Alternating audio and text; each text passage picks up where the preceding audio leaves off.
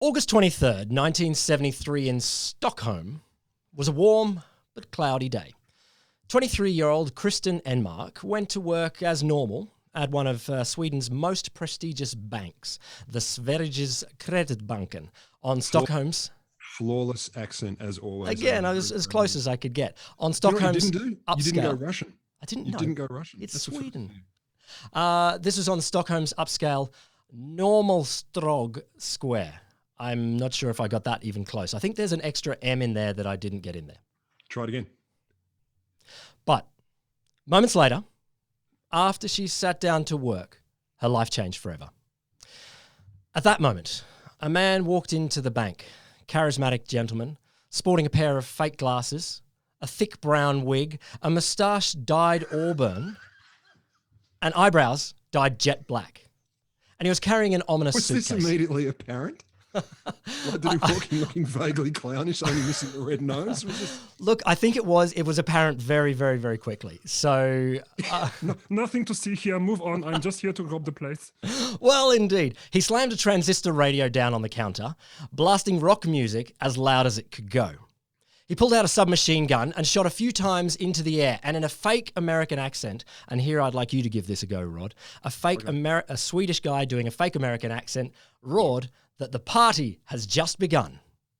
The party has just begun, That's bastards. More American.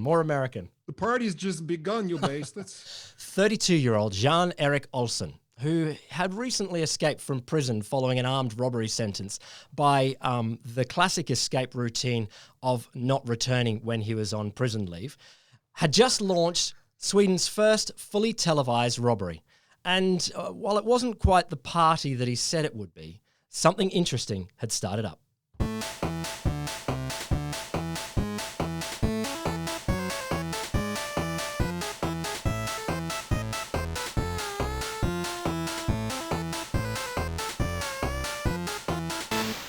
Welcome to The Wholesome Show, the science podcast for people with fake hair, fake wigs, fake glasses, who sit up at the back of the classroom. In which we ask all the pointless, ridiculous and downright obvious questions so you, very dear listener, don't have to. The Wholesome Show is brought to you by the Australian National Centre for the Public Awareness of Science. And bank robberies. Televised bank robberies. I'm very excited to hear I'm not sure if the boss wants it to be and televised bank robberies. These troubled COVID times, universities are suffering. The Wholesome Show is me, Will Grant. Me, Dr. Roderick Griffin Lamberts, and I have become the emperor of 1.5 metres. I can tell how far 1.5 metres is between people at a glance. I can tell it to the centimetre now. I'm that good at it. That's an amazing talent. Are you telling this to people? Are you saying, hey, mate, that's a metre 49, you need to get another centimetre? What are you doing? You'll kill everyone. Don't you love your family? That's the kind of thing I do right now. I've become the boss. Now, Rod, I got a story to tell you. Mm-hmm. Kristen and her colleagues dropped to the floor as the heavy beats, and again, this was a transistor radio in the 1970s, so I'm not quite sure how loud it was, reverberated across the bank's marble walls. I'm imagining something quite tinny, actually. We were in the 70s? Yeah, 1973. Yeah, that's the kind of thing where the earphones were just one ear as well, so I'm guessing, pretty bad. But she, along with three of her colleagues, I've got a picture of them here, looking intensely Swedish for the times. Pull back a bit. Show me that again. Where we go. No, they're not Swedish. Their eyes aren't blue. Well, it's a black and white photo, but the hairstyle is very Swedish. No. The Swedes' eyes, I've been there. Their eyes are so blue that a black and white photo would show them up as blue. That's how blue they are. Okay, I'll read their names, and then you can tell me how Swedish they sound. Birgitta Lundblad, Elisabeth Oldgren, and Sven Safström, as well as Kristen Enmark. These four employees caught Jan-Erik Olsson's eye. Olsson demanded that all four of them go into the bank's vault, and then he bound their wrists and ankles with rope. Alerted by the bank's alarms, the police began to take action. So the first person on the scene was plainclothes police sergeant Morgan Rylander, who arrived on the scene soon after hearing the bulletin in his police car. Who coincidentally had big buffy hair, thick glasses, and dyed eyebrows. I'd like to hope that there was a little bit of that. So can I clarify? This bank robber just took four ladies into the vault. No, three ladies and a gentleman. Sven. Okay. Sven was a Swedish gentleman. Yes. Fake name. He took them into the vault, and he'll make some demands in a second. But a sergeant he shot into the air as well. So it was looking ominous and threatening. He shot into the air, it bounced with great velocity. No, he shot his rifle, his gun. Oh, his gun. Now, first, the sergeant that arrived, Morgan Rylander, Olsen declared that, no, I need to speak to someone higher than this. You are not enough for me. I need someone up there. So instead, you need to sing me a song and send someone with more authority to negotiate. So, Sing me a song? yes.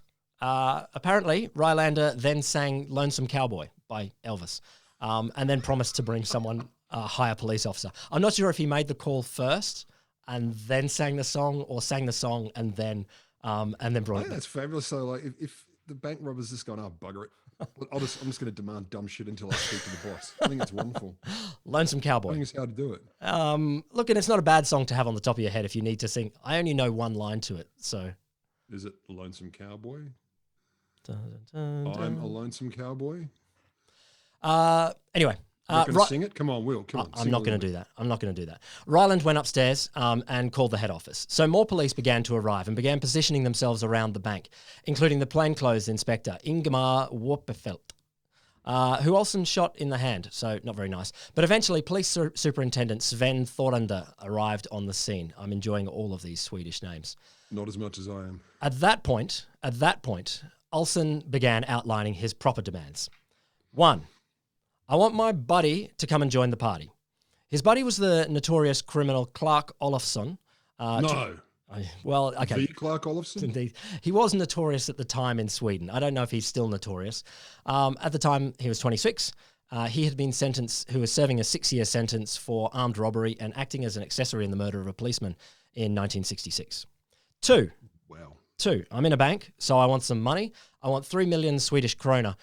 And 3, I want an awesome set of wheels as a getaway car. Just the wheels? No, the whole car. Okay. I don't know how much he specified it, but the police very quickly gave in to all of Olsen's demands.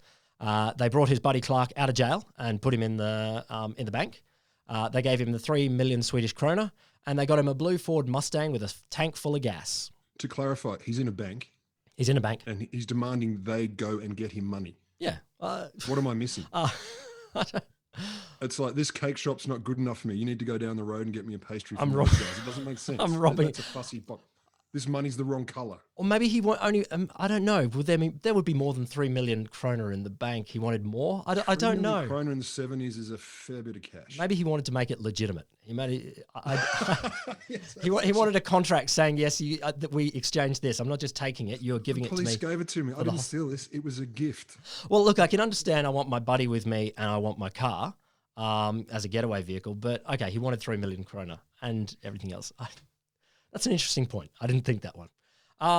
So I got a detective kind of mind, though. That's why. The police gave him everything that he was looking for. But they refused to let him escape with the hostages in tow, which Olsen wanted to, so that he could remain safe. And as a result, he wouldn't surrender. And as a result, it became a siege. Sweden was transfixed. So this was a sensation. This was the first live siege that had been broadcast on Swedish TV, first to be covered live by radio and newspapers, and all of the journalists in Stockholm swarmed onto the scene. Everyone was watching this. It was something that if you had a social media event, it would be dominating everyone's screens all over Sweden. And helpfully, members of the public started sending in suggestions to try and help end the standoff. The first one, do you want to guess? How do they send these in? I don't know. I wouldn't be surprised if they're literally standing outside next to the police and saying, you know what you should do. Have you thought about asking him to stop? Why not? I really wouldn't be surprised if that's how they were sending them in. One of the suggestions I've got is asking the Salvation Army to play religious songs to the criminals. I assume for a long period or something like that. No, hymns definitely dull my criminal instincts. It's true. If 2 to 3 hours of them, and I don't want to commit crimes anymore. The second one is very 2020 in the sense of murder hornets. It's members of the public said, why don't you send in a swarm of angry bees to sting them into surrendering? Send in.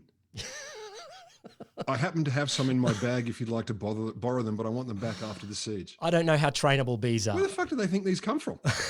Or The police have a maybe some stash. sort of rollable hive. You can put a hive in a car tire and roll the car tire into the bank, and when it explodes, the bees get angry, and out come criminals. Hostages maybe get a little stung. I was going to say collateral damage is not really a feature of this plan, or rather, it's an entire feature of this plan. Look, yes. But at least they're trying. In the spirit of brainstorming, there's no bad ideas. Well, actually, this is one of the major points that I want to try and cover in this whole episode is that creative brainstorming and not knowing what they're doing seem to be an underlying theme throughout what happened here. So people were sending in suggestions because it was pretty apparent to everyone around from the very beginning that the police didn't know what they were doing. So the first thing they actually did do was they misidentified who the criminal was. So they thought it was someone else. Yeah. And they found a random That shows how good the disguise was, to be fair. Yes, maybe. I don't. They thought it was someone else, and then they got the teenage brother of that someone else and pushed him into the bank to negotiate. So good God. the idea was that the little brother of the criminal would be able to say, "Hey, maybe don't do this. Can you not do this?" But it wasn't the right guy. So it's Two just things. I'm a teenage boy. someone I have no else's bloody little idea brother who was that sent in. He was accompanied by an adult psychiatrist who we will come back to later. But that didn't help at all. So Olsen shot at the teenage boy and the I spent a year psychiatrist. being accompanied by an adult psychiatrist. Didn't help me either. They tried a few other things. They tried withholding food and water, like an old castle siege. They tried turning off the lights, but nothing seemed to make the bank robbers surrender. And I'm really quite surprised that the idea of turning off the lights would make them surrender. But anyway, These aren't hardened criminals. Oh, no, this dude had been in jail. he had been in jail. They were Swedish jail. They were literally hardened criminals. So Swedish jail. Swedish jails. Massages, pickled fish, delightful pastries in the evenings. I don't think it's that hard. So back inside maybe the the bank, lights would have freaked them out. back inside the bank, the hostages and their captors were settling into their new siege life. The hostages remained tied up in the vault, and the captors were patrolling around the bank from outside. As Kristen Enmark said later, we were like tired moths. In the still room of the vault, all I could hear was the others breathing. Quickly, I changed my breathing to be in time with everyone else. That was our world. We were in the vault in order to breathe together, to survive. Whoever threatened that world was our enemy.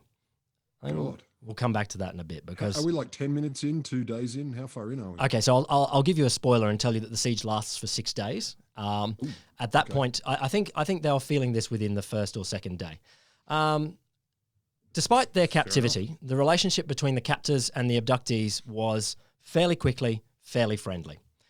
Speaking later about it, Kristen said that Clark Olofsson, so that's the buddy, comforted her and held my hand. I can't say that I felt safe, but I chose to believe him. In some ways, he gave me hope or faith that this would end okay. Did the little brother of the wrong guy have to stay? Little brother's gone. He got to go out again? Happily for him, he got to leave again. What do you mean I got to stay? This isn't fair at all. I've got work. Other stories. They started to become buddies. They started to become buddies. So Elizabeth, one of the other captive people, hostages, that's the right word, claimed that Olsen cared for her. She got cold one time and the robber draped his grey wool jacket around her shoulders to warm her up. That'd smell great. Another time, a robber jacket from prison. Enmark had a bad dream and Olsen soothed her afterwards. Sounds very nice.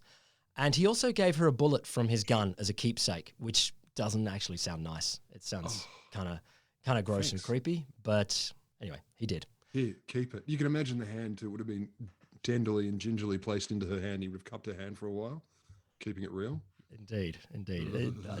I don't want to wake up in a bank vault as a captive. I don't want to have a bad dream in a bank vault as a captive and have an escaped prisoner consoling me. But if that feels okay, then that's better than it could. Tough keyring later on in life, though. The bullet. It kind of is. Get a piercing. That's what I'd do. Oh, no. Anyway, back to your story. The gunman consoled Brigitte Lundblad when she couldn't reach her family by telling her, try again, don't give up. So he's being nice, helping them make phone calls. And by the second day, the hostages were on a first-name basis with their captors, and they started to fear the police more than their abductors. When the police commissioner was allowed inside to inspect the hostages' health, he noticed that the captives appeared hostile to him, but relaxed and jovial with the gunmen.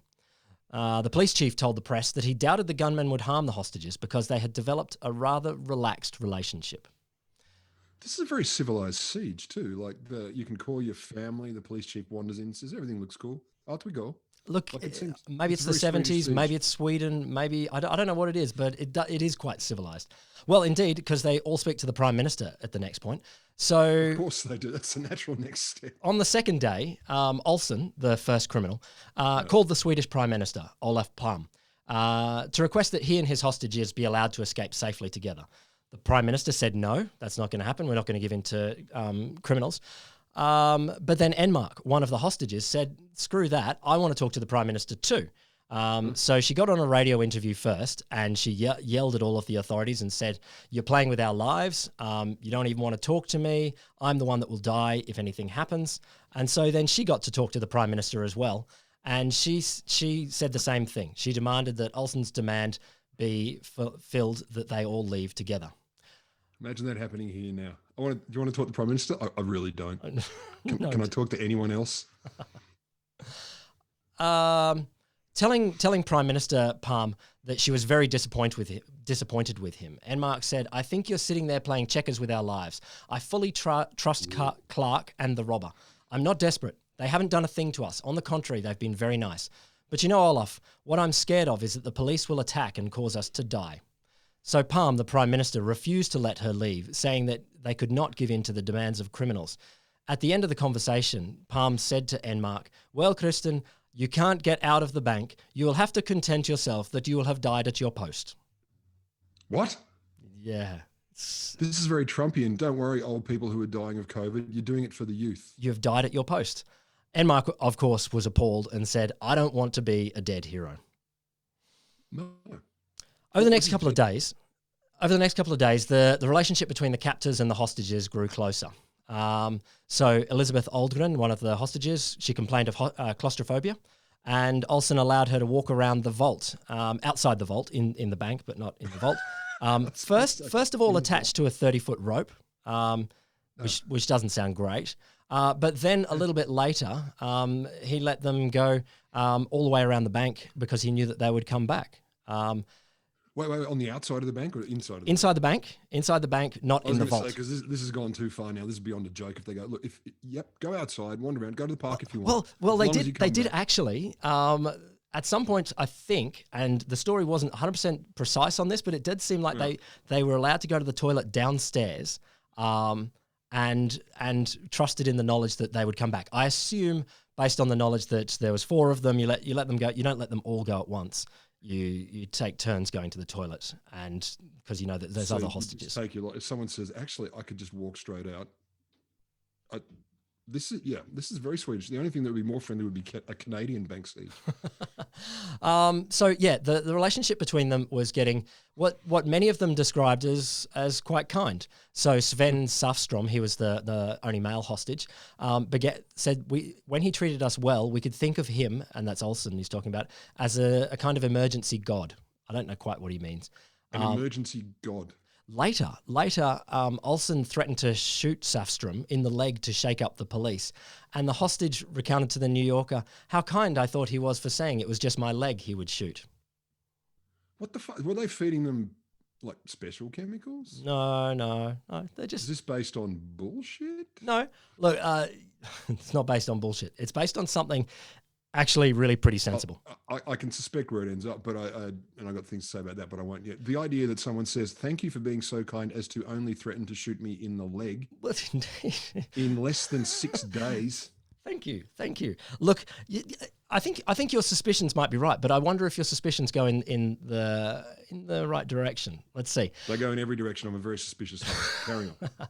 Okay, so there we've had bathroom, and so they're getting closer and closer, and they felt particularly close, Enmark and Clark Olofsson, the buddy. She said, I can't say that I felt safe because that's not the word, but I chose to believe him. He meant very much to me because I thought that somebody cared about me. But there was no affection in that way, and here I assume she's answering a question that way, meaning a sexual or romantic relationship, but more In some way, he gave me hope that this is going to end. On the third day of the siege, the police drilled into the ceiling. We're only up to day 3. Day three. You're telling this in order. These events and these experiences are recounted as if this is by day 2. Some of the recounting happened much later, and so. But in their heads, it was like by day 2. Oh, we felt an affection. It wasn't weird or nothing. Yep. Fuck me. That's ridiculous. Every time I've been held siege, right, I hold out till at least day 5 before I start identifying with my captors. No, man, I'm like Matter of pride. I'm 15 minirts in. I'm like, oh, this is the new normal now. I love you. New daddy. God, I love you. Third day of the siege, the police drilled into the ceiling of the vault. They used the hole. They poked a camera through. I don't know how big. If this was a 1970s camera. In the 70s, we're talking the hole was probably 1 meter across, and they had to use. Maybe they borrowed like a pinhole camera for the Times, which was about like that. And I don't know. And they used to take a fairly famous photo of all of the hostages tied up in the bank vault. I think that's Olofsson poking his head round the corner. Yeah, I know that. I got that tattooed on my thigh. Good. The bank robbers were pretty furious about this, and so they fired a weapon back into the hole, wounding a police officer. And at this point, he threatened to kill the hostages if any gas attack was attempted. Importantly, there was no such reassurance from the police. By this time, the hostages were clearly feeling that the police were the enemy. Yeah. They feared the police much more than their kidnappers, and they said so. They were afraid that the authorities would use violent methods to escalate or attempt to end the situation. So, on the 6th day, the police did. August 28th, 1973, the authorities decided they had no choice but to use tear gas to end the siege. Using, I think, the hole that they drilled into the vault, they flooded tear gas into the room. Olsen bellowed out, "I surrender, I surrender." Police came to free the hostages. Seriously? Yeah, it's over. It's over. Police came and freed the hostages with all of Sweden watching. But something unexpected happened. In the doorway of the vault, the convicts and the hostages embraced, hugged, kissed, and shook hands. This is on the cameras. The hostages then insisted that Olsen and Olofsson leave ahead of them to ensure that they weren't shot. Enmark yelled out, "No, Jan and Clark go first. You'll gun them down if we go the other way." The police seized the gunman, and the 2 of the hostages cried out, Don't hurt them. They didn't harm us." Afterwards, the police paraded the hostages, not the hostages, the newly captured bank robbers, up and down the street to jeers and cheers from the crowd. Enmark, one of the hostages, she was watched on and she was furious at what she called this macho display. She was told to lie down on a stretcher and she'd be taken away in an ambulance. She refused. "I walked in here 6.5 days ago and I'm walking out." And as she walked out, she shouted to Olofsson, one of the handcuffed criminals, "Clark, I will see you again." You got to come around for dinner. I've told you where I live because I really like you. Look, they had a close relationship. It's clear that they definitely had a close relationship at this point. They do say the closest, the most enduring relationships do start in a criminal captive kind of arrangement and over a very short time. No, they don't. That's what all psychology says. I did it for 4 years. They don't say that. They don't. They really don't. Hey, who's got the psych degree? You or me? Who? Not me. I'm not saying. I'm just, Yeah, exactly. Speaking on the radio soon afterwards, like literally that day, I think, Enmark was furious with the authorities. She criticised the police and singled out the psychiatrist. So this is the psychiatrist that came in with the teenage boy and was advising the operation all the way through, Niels Bejerot, saying that their response was bumbling and chaotic and put all their lives in danger. And expecting to be thanked as saviours, the police, the wider public, were perplexed by Enmark's anger. And so Bejerot, the psychiatrist who'd been working with the police, responded. He declared, without once speaking to Enmark, that Enmark's comments were the product of a syndrome that he made up on the spot called Norm-Armstrong. No, it's Norm-Armstrong syndrome. Norm-Armstrong syndrome. Norm-Armstrong syndrome, which you can probably guess has been changed by the international media to the far more user-friendly Stockholm Syndrome. Never heard of it. Indeed. So So the fear that Enmark felt towards the police was irrational, Besrot explained, caused by the emotional or sexual attachment she had with her captors. Typical psychiatrist, though, if you don't say sexual first, you've got to say it second. It's in there. It's always top of the list. It's sexual dreams. It's all. There's always sex in there. You got a gun, that's a penis, you want to have sex. That's it. So this suited the media. The media loved this. They thought they were suspicious of Enmark because she was furious at the authorities, and she didn't appear to be as traumatized as she ought to be. It's hard to admit, wrote one journalist, but the words that come to mind to describe her condition are fresh and alert. It appears that being clearly thinking was apparently proof that she was sick, which I love as a great catch-22. Like if you're someone with a business idea all across Sweden, we're going to have these health spas where we take you captive for 6 days. It's good for the skin. It's good for the attitude. Look, the idea that she could articulate a position really threatened them. They were really cranky and unhappy with this, and they thought that this must mean she's sick and therefore must be some sort of syndrome, Stockholm Syndrome. So... No, Norm Armstrong. Yeah, Norm Armstrong, but Stockholm Syndrome. What as happened it's to Norm? Where'd he go? He just unsung. It's still a district in Stockholm. So, what supposedly is Stockholm Syndrome? Well, it's meant to be a feeling of trust or affection or potentially love displayed by a victim towards a captor. Now, straight away, the world, and by the world I mean the media, took up this diagnosis. It's awesome. They loved it. So very quickly, people were using it to describe all sorts of scenarios. So they used it to describe the shell shock exhibited by soldiers in wars. But perhaps most famously, it was taken up in the US just a year later when Patty Hearst. So Patty Hearst was a newspaper heiress. She was kidnapped by the Symbionese Liberation Army and then over the next couple of months participated in a bunch of bank robberies with them. It's also been noted in students in online master's courses. You just might want to keep that at the back of your mind very quickly. I'm sure that there are a lot of people feeling a bit of Stockholm Syndrome. Oh, I hope they are. I don't know. No? Should I hope that? No, I shouldn't. I don't know where to go with this. You're too nice.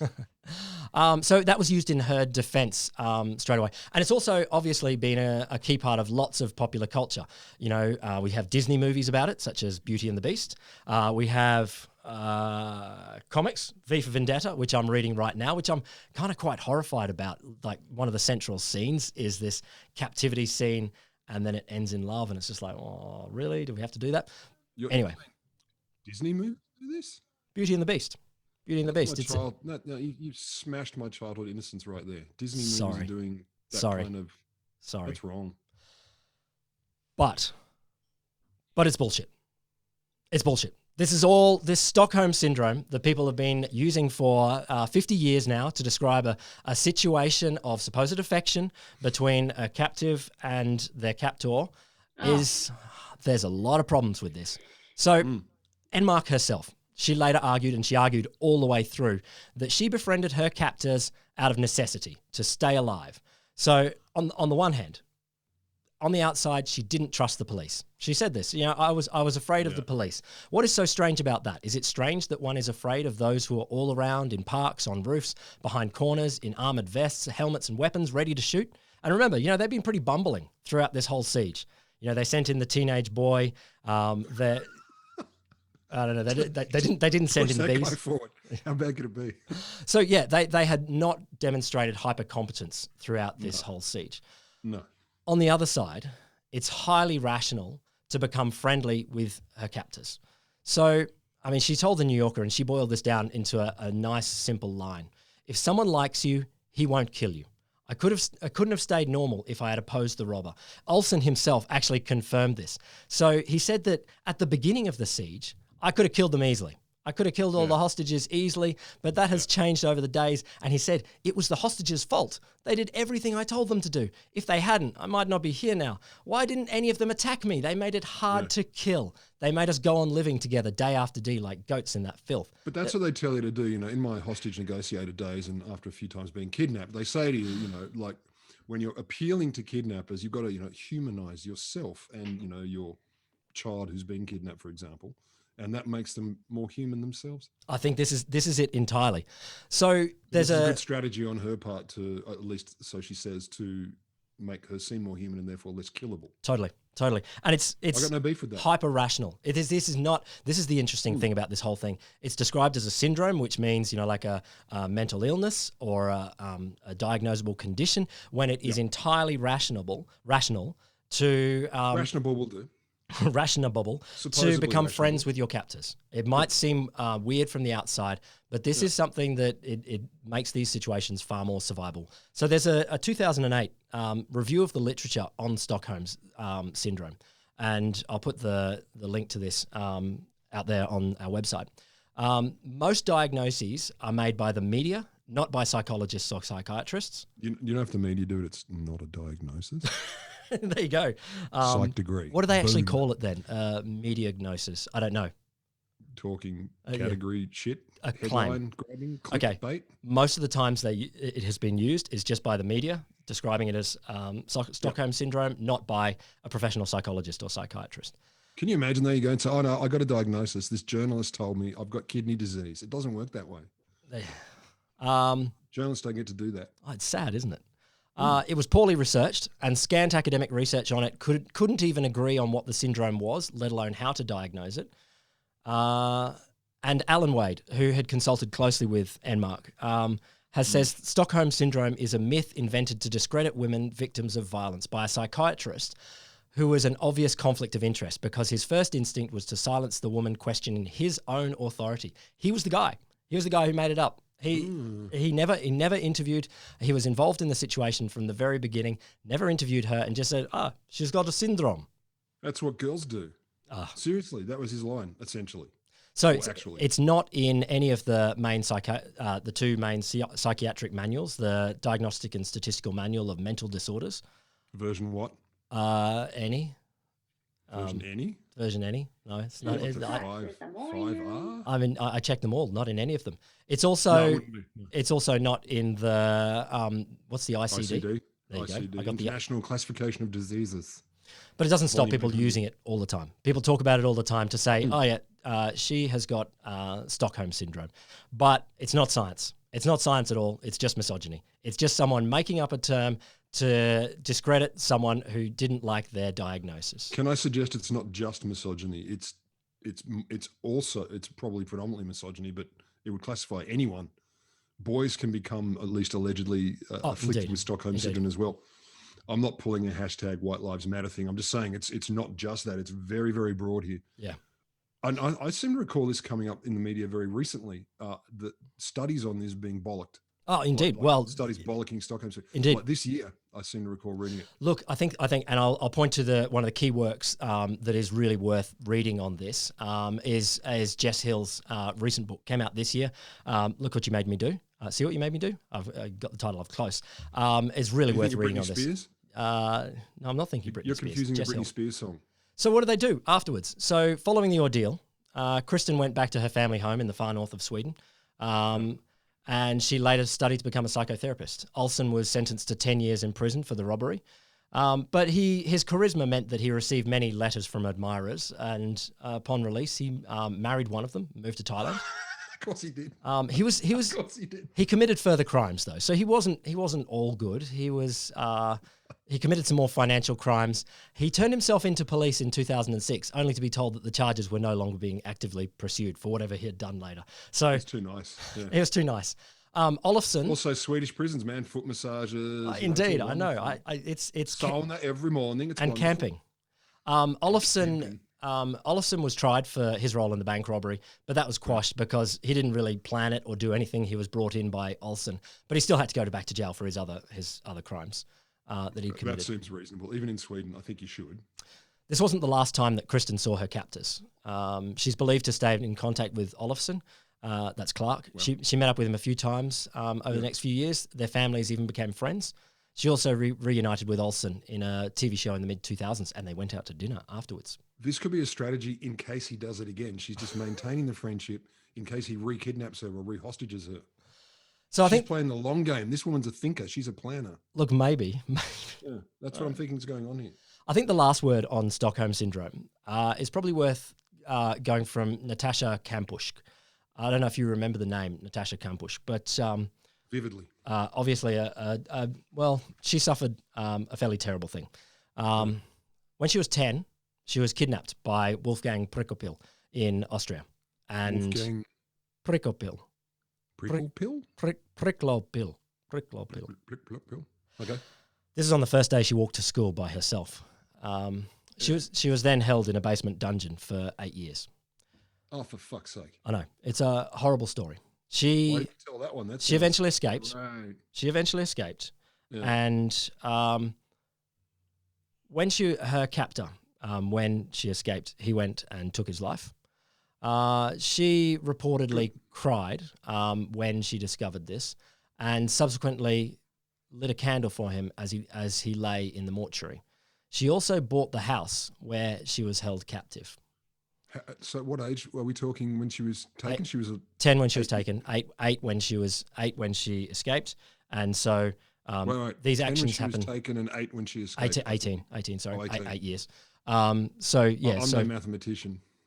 So these are her decisions as a 19-year-old, 20-year-old. Newspapers at the time quoted yet again these unnamed psychologists saying that Kampusch might suffer from Stockholm Syndrome. But Kampusch herself said that this is not the case. She suggested that people that use this term about her are disrespectful of her and don't allow her the right to describe and analyse the complex relationship she had with her kidnapper in her own words. I find it very natural that you would adapt yourself to identify with your kidnapper, she said, especially if you spend a great deal of time with that person. It's about empathy, communication. Looking for normality within the framework of a crime is not a syndrome. It's a survival strategy. So we're talking, he would have been the only person she saw, right? For that whole time. That's it. Of course then. Of course. You can't maintain the rage forever or the fear, whatever. You've got to... It's a survival strategy. It's a survival strategy. And the idea that this is a syndrome is just a crock of bullshit. It's just a lie. So don't use it anymore. It's I'm still going to use it. I'm going to use it more. It's a rational choice. It's irrational choice? A rational choice. Help me here, man. Why would I help you? I'm not here to help. I'm here to mess. Yeah, no, I heard, as I said, I saw this recently where they said Stockholm Syndrome is all bullshit. But I didn't read super deeply because, busy man with busy things. I get it. But now you don't have to because I told you the story. So there you go. It's much easier. It was made up by the dude that had who his behavior was questioned, and he just used it to belittle someone else. And yeah, it's not a syndrome. Was at that all. verified, or is it just, I'm not saying it didn't happen, but is it just... Which bit? Did he genuinely believe he was onto something? With Stockholm Syndrome? Look, it didn't become a huge part of his career. Other people followed it up later. He actually spent most of his career arguing for a zero-tolerance approach to drugs. So yeah, fair call. That works. Yeah. There's no country in the world that has not worked effectively. He also wrote a book in the 50s about how comic books are ruining the kids. So and in 2020, we are seeing the results. Trump would have been a child then. Look at him. Proof positive. Well, there you go. That's Stockholm Syndrome. So don't use it. Don't say it. Stockholm... No. Repurpose it. Make it your own. Adaptability, rationality. Yeah. I don't have the alternate words, but don't use it. The Wholesome Show is me, Will Grant, him, Rod Lamberts. Thank you, live audience out there, for being subjected to this. Do you know what? Almost none of them seem to obviously fall asleep. I know. Doing this on Zoom for those of you listening at home so we can see people. The Wholesome Show is brought to you by the Australian National Centre for the Public Awareness of Science. Of Stockholm Syndrome. We'll see you next week.